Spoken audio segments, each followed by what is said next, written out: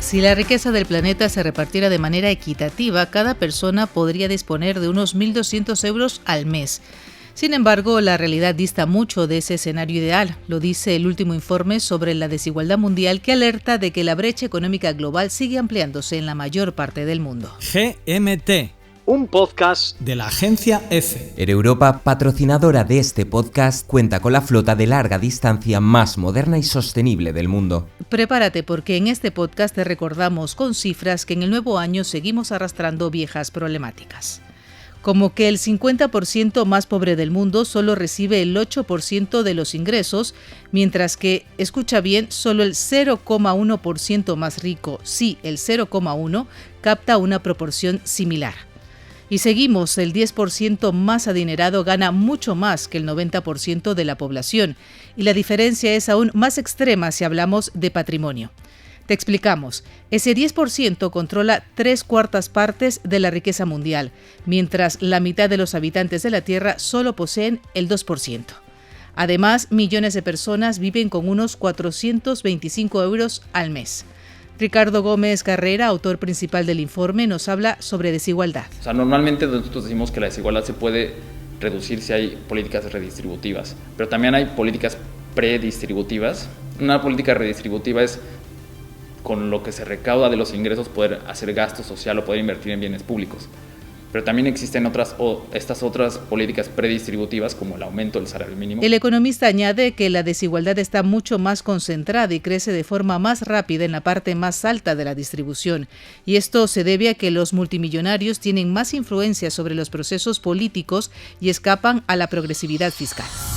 En Europa, conecta tus ganas de viajar con el mundo. Vuela a más de 50 destinos con las mejores ofertas. Encuéntralas en aereuropa.com.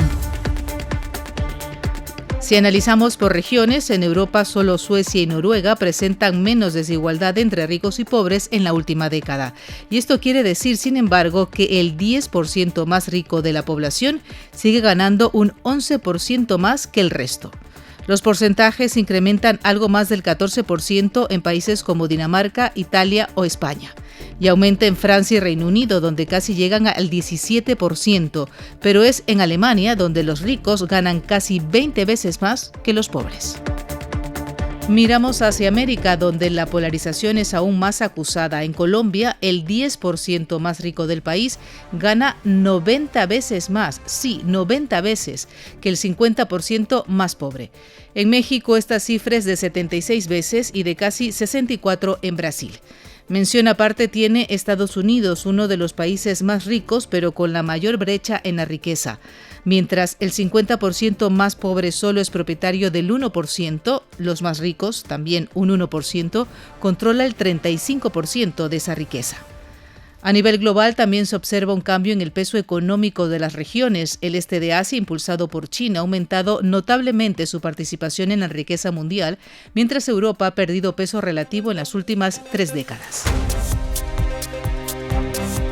A esta desigualdad económica se suma una brecha de género persistente. Según el informe, los ingresos de las mujeres solo llegan al 70% de los que perciben los hombres. Hasta en las regiones más avanzadas, la paridad sigue estando lejos.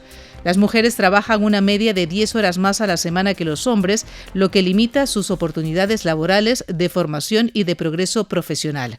Así y todo, ellas perciben de media el 60% del salario por hora que reciben los hombres en el trabajo formal.